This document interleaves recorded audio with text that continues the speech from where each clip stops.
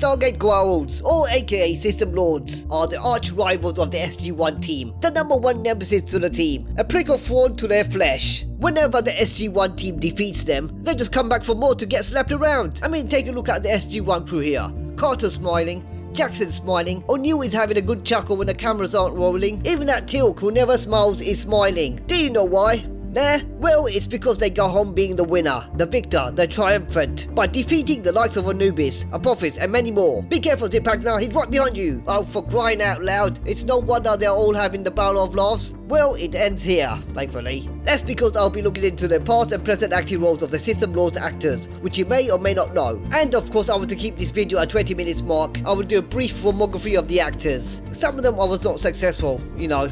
Couldn't find their details basically in finding their up-to-date work / info. That's because they just vanished from the limelight. Who knows, maybe you folks might know, because I can't find it. As always, make sure to click that like button at the end, and if you found it entertaining, then why not also subscribe? So without further ado, let us begin, shall we? Let's start with Nirrti, who was played by Jacqueline Samuda, born on October the 25th, 1962, credited in 3 episodes from season 1 to season 6.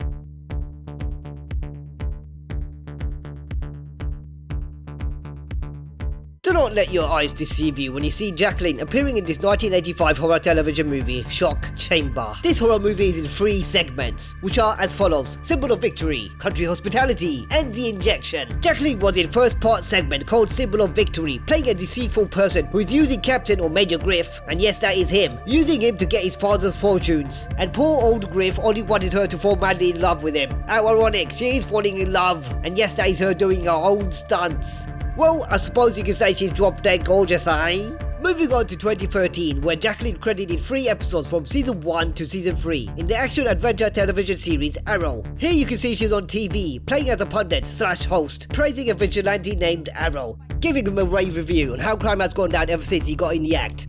Look at him, that billionaire Oliver Queen is lapping it up, transfixing all, like superglue to the TV. Loving the fact that everyone is talking about him in the news. Don't look too excited, mate, you self-attention seeking megalomaniac. Oh, did I say that too loud? This is Jacqueline's most up-to-date role in 2019. Well, as of date of this video being uploaded, eh? Playing in this romance drama television movie all summer long. Oh look, if he ain't General Kerrigan standing next to her, which surprise surprise was directed by none other than Mullet Man himself, Peter DeLuise, who you might recognise in 21 Jump Street. Nah?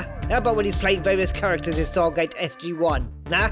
Oh well, if you still don't know who Peter DeLuise is, he's there on the right. Right, next! So, moving on to our next list, it's Klorel, and yes, he also played Skara, who was played by Alexis Cruz, born on September the 29th, 1974, credited 5 episodes from season 1 to season 6.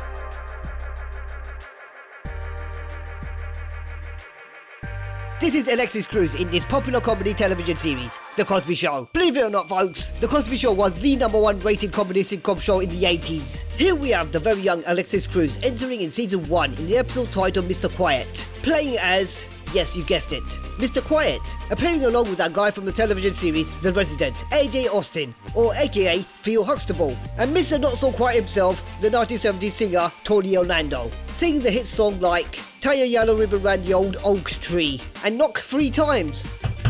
Touch wood. Sorry folks, I'm going to have to admit to you guys, quite frankly, I never heard of those songs before in my life. Had to YouTube it. Anyway, back to Alexis. He plays a scruffy kid who gets beaten up by the other kids on the streets, and who blooming well knows not to talk to any strangers, hence Mr. Quiet. In the next scene, Alexis appears in an episode of the comedy crime drama television series Castle, in season 6 episode titled Like Father, Like Daughter. In this particular episode, Alexis meets Alexis. Literally. Missy Alexis is helping her father, Mr. Castle. Both of them are conducting an investigation while trying to clear a man's name, who's by the way is facing execution for a murder he did not commit. Why are you looking so anxious, eh? You allowed her to tag along with you? Well, this is Alexis in his latest role in the year 2021, in an episode of the crime action television series FBI. Here, Alexis is playing a father who is wishing a very big happy 50th birthday to his on-screen daughter, where she is celebrating quinceanera, or kids in short. I hope I didn't butcher the pronunciation. Bring in the next person, please. Next on our list is Osiris / Dr. Gardner, who was played by Anna-Louise Plowman, who was born on May the 9th, 1972, credited 5 episodes from season 4 to season 7.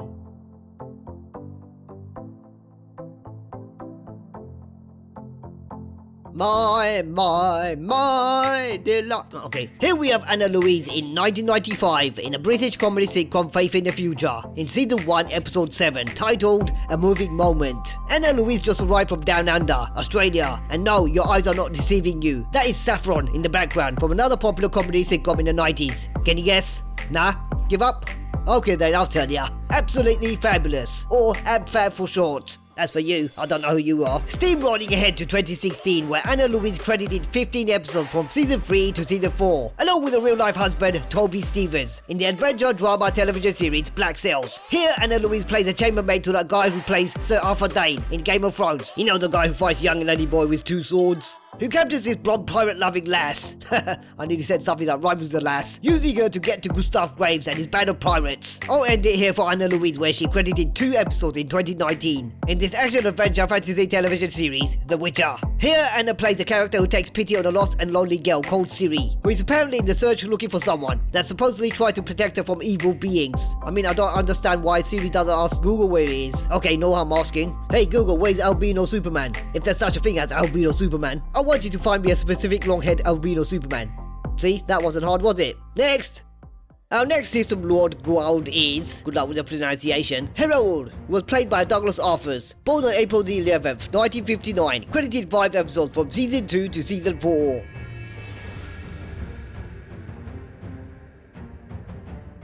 It's the year 1992 where Douglas credited 2 episodes in the scribe drama television series The Hat Squad. Here Douglas plays an ex-criminal convict who's trying his best to stay away from his past, making his meds going to the right path, fishing in a lake in a wheelchair. Suddenly a guy from the 80s band from Madness, lead singer Doppelganger aka Suggs, appears, pushing Douglas to the edge and harasses him. It must be love, eh? Anyway, the 3 Stooges question him about his old associates. Suggs then asks Douglas to keep it clean, even though he's the one who needs to be kept clean. What a donut. It's the year 2004 where Douglas appeared in an action-adventure sci-fi movie The Chronicles of Riddick. Here you can see Douglas is discussing with his band of loyal and not too-timey friends / colleagues about Riddick's price. Seeing that Riddick is the flavour of the week, his price tag has gone up a notch. But Douglas and his crew want to buy him for cheap. Cheapskates. While they're squabbling about his price tag, Riddick is already making a move to escape from this hellhole. I mean maybe yes, maybe not, I don't know.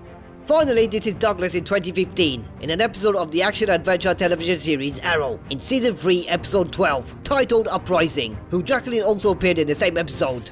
Blooming extension, didn't know you hate her that much. Here Douglas plays Vinnie Jones' Fug, asking the barman for debt payment. Luckily this skinny Arsenal fan comes along and saves the day. Well, that's it for Douglas Arthurs. His trail ends in Arrow. One might think he's retired from acting. Maybe you folks might know what he's up to right now. Comment down below if you know. Oh, look at me trying to be like Negan. Next! So we've reached our next Goa'uld villain, and it's Cronus, who was played by Ron Halder, who was born on July the 13th, 1953, credited 3 episodes from season 3 to season 4.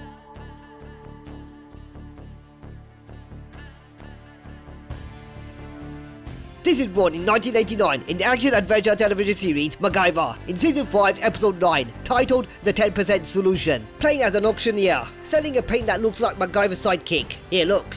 Anyway, a bid for another painting goes for an auction, and some random old guy barges in like a loony, claiming that the painting has been stolen from his family. You went through all that trouble, now it's ripped! Behold old man, help is on the way. Thankfully the real MacGyver with a mullet stepped in to help the old man.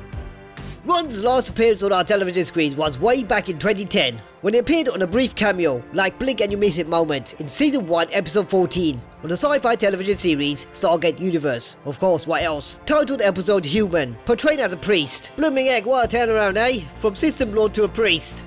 This is not the end of Ron's career. Even though he doesn't show his face on our television screens anymore, he worked on numerous voice acting skills, which he voice acted since the mid-1980s, and continues to do so to this day. You probably might recognise some of these characters such as, take a deep breath, Papaya from Trouble Chocolate, Garner Rexton from NASCAR Racers, Ubos from Ultimate Book of Spells, and his most recent one is King Trima from Ninja Go. Breathe. Next. Talking about not showing your face anymore, this is Yu Huang Shang-Ti, or aka Lord Yu, I hope I didn't butcher the name, who was played by Vince Crestejo, credited 9 episodes from season 3 to season 8. And no, I don't know his date of birth, it's as if he vanished into thin air. So, digging through the archives, I found his earlier acting role in the year 1998. We appeared in Season 3, Episode 18, titled Love Kills, in the crime action television series The Sentinel, along with Paul McGillian from Stargate Atlantis. What are you doing there? Unfortunately, people, Vince didn't last long. He got whacked ASAP. Some kind of bodyguard you are. You were supposed to protect him. Yes, he has also appeared in an episode on the action mystery drama Dark Angel on Season 1, Episode 4, titled 411 on the DL. And now I don't know what that means. Here, Vince portrays as a tattoo artist who owns a tattoo studio, closing up his business shop for the night. Then enters Dark Angel, intimidating him. Great, first it was Heru'ur getting bullied by Suggs and his Baywatch buddy. Now it's you getting bullied by Mad Max Guevara. Amongst acting, Vince has also contributed being as a stunt expert, having these fine movies added into his portfolio. Unfortunately, that's where Vince's trail ends, being in the television movie Stargate Continuum in the year 2008. It's as if Vince has disappeared. It would be interesting to know what he's up to these days. Comment down below if you know any info, because I don't know. Next, warping ahead to the next list, and it's Anubis, who was played by David Palffy, who also played Sokar. How can I forget about Sokar? Who was born on March the 5th, 1969, credited 13 episodes from Season 2 to Season 7. How could I forget about Sokar? Of course he would be in 21 Jump Street in Season 4 Episode 10, titled Wheels and Deals Part 2, in the year 1989. That's where he probably met Peter DeLuise. If anyone doesn't know who Peter DeLuise is, he directed, produced and co-wrote, not all of it but some of it, and occasionally playing as an extra on SG1 series. Talking about extra, well, this is David, not saying a single word, apart from being an extra, behind that guy who plays Zing in the television series Warrior. Here David is mimicking that guy who's mimicking Murdoch from the original television series The A-Team. In the next clip we have David in Season 4, episode titled Tempest Fugit, or Tempest Fugit, however you want to pronounce it, which means in English, time flies. In the sci-fi, are aliens are real or not, television series X-Files. This is where David plays as a mysterious stealth ninja killer assassin. Mate, you got caught by Ed Sheeran. Don't worry folks, he makes a run for it in the Kazi. For those of you who don't know what Kazi means, well David just showed you where he's going, didn't he? So the world's most stealthiest assassin assembles a plastic gun, good enough to be called Scaramanga. The man with the plastic gun. Let's hope the toilet lid was closed while the plane was in turbulence, eh? And finally, I'll end it here in David's filmography, along with his real-life wife, Erica Durance, in this thriller television movie, The Building, on the year 2009, where he plays as a law enforcement officer. So what's he up to now? Because that was 2009, wasn't it? Well, he's a successful entrepreneur and a businessman. Who knows, maybe we will see him on our screens in the foreseeable future. Whatever the outcome, I'm sure he's happy where he is. Right, who's next? Yes, well, if it ain't Hathor, who was played by Suanne Braun, who was born on February 29th, 1968, credited 3 episodes from Season 1 to Season 3.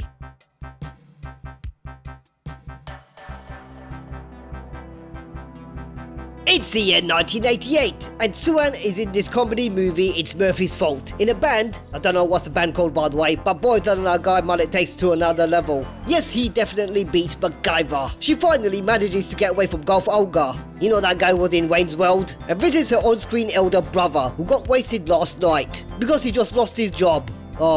Using his front door as a sleeping mattress. Suanne encourages her brother to get sobered up and come to a gig where she and her band are performing. I suppose she wants him to get wasted again. He eventually does make his way to the club. Look at her bobbing up and down. What do you think she's playing, eh? Bass? Piano? Drums? Oh no, it's a tambourine. 21 years into the future, and it's the year 2009, where Suanne was cast in this short-lived sci-fi comedy television series, Star Hike, along with another sci-fi legend actress, Claudia Christian, who you might know from Babylon 5. Yes, playing as Commander / Lieutenant Commander / Captain / General / Susan Ivanova. Boy, what's with all the rankings, eh? I'm going to end Suanne's filmography here, where she was cast in this family comedy drama television movie, The Princess Switched Again, in the year 2020, portrayed as Mrs. Donatelli, who's keeping an eye on one of those doppelgangers, who's supposed to be the real princess. By the way, don't ask me who the princess is, they both look the same to me. There's more if you're interested in what Suanne's doing in her free time. Well, you can catch up to her. She's got a YouTube channel called Hathor's Host TV. Here you can watch her having a one-to-one chit-chat with the stars and the people who are involved in Stargate franchise. Maybe she might know something, like what Lord Yu is up to these days, eh? That's an idea. Next! Yes, it's my favourite part of the video where I don't talk any BS, but talk the facts. Let's face it folks, without these fine actors, the SG1 would have been so boring to watch. Like, you know, uber boring. Don't you agree? Yeah? No? Alright then. So shall we have a look? Yeah, why not? Okay then, let's go. Mott was played by Victor Talmadge, credited 1 episode on season 6. Moloch was played by Royster Noynes, credited 1 episode on season 8. Rog was played by Jay Williams, credited 1 episode on season 8. Old Anubis, didn't know there was Old Anubis, was played by Dean Aylesworth, credited 1 episode on season 8. New Anubis, blooming how many are there, was played by Rick Kiviaho, credited 2 episodes on season 8. Olukun, who was played by Cressy Amayo, credited 2 episodes on season 5. Morrigan, who was played by Bonnie Kilroll, credited 2 episodes on season 5. Amaterasu was played by Kira Clavel, credited 2 episodes on season 8. Bastet, oh what a name, was played by Natasha Jean, credited 2 episodes on season 5. Zipagna was played by Kevin Durant, credited 3 episodes from season 3 to season 5. Tanith was played by Peter Wingfield, credited 3 episodes from season 4 to season 5. Aminet was played by Vaitiari Hirschhorn, credited 3 episodes from season 1 to season 3. And finally Camulus was played by Steve Basic, yes it's pronounced that way even though it's spelled Bakic, credited 5 episodes from season 3 to season 8. Boy that was a lot wasn't it eh? Maybe I left out some other system lords, if so comment down below cause I can't be asked. So we've reached the end of the list and it's Apophis, who was played by Peter Williams, who was born on December the 31st, 1957, credited 24 episodes from season 1 to season 8.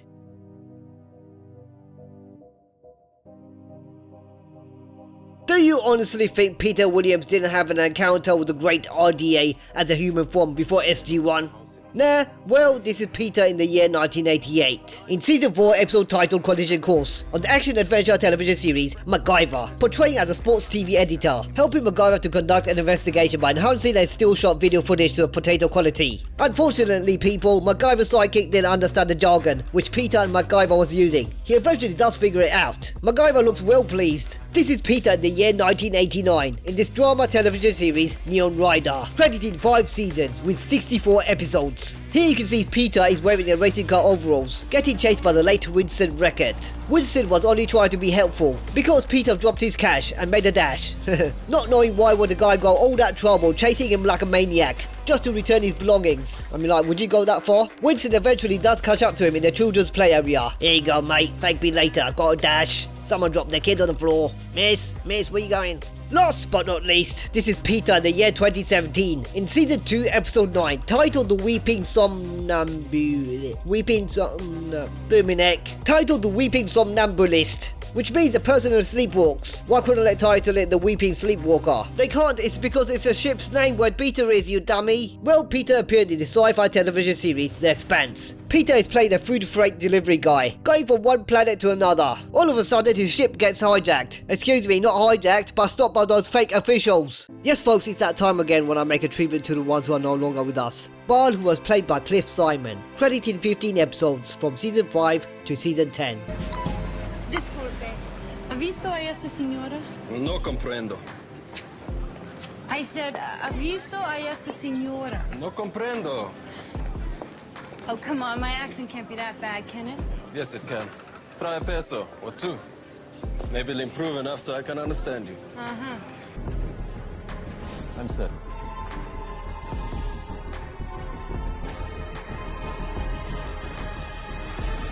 Stop. It's not him. Behind you.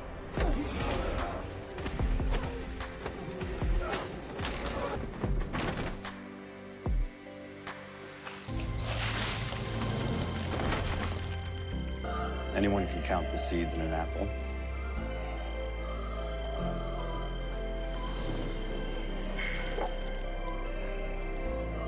Only God can count the number of apples in a seed. There is one more thing. You all made a terrible mistake. Yes, that is what they all say. There can be no doubt of your crimes. What I mean to say is I'm not the last of the Goa'uld system lords. Though I do admit I may be last of the clones. There were so many of us, it is difficult to be certain. Joseph! I'm real. All still alive. Well done, Eve. What are you... How did you know we were here? Hey, welcome back. Welcome back, bud. It's all good, right? Team up with us again. Well, no, not quite. To be honest, I'm here for you, Seamus. Nothing works like your solution. Everything we find in the mist decays. Cliff sadly passed away on March the 9th, 2021, at the age of 58. That's it folks, your favourite actors on Stargate SG1 Goa'uld. Be sure to click that like button if you found this video entertaining, and of course why not also subscribe. As always, stay safe and see you folks very soon. Auf Wiedersehen. If you like this video, then check out my other videos. Go on, have a look.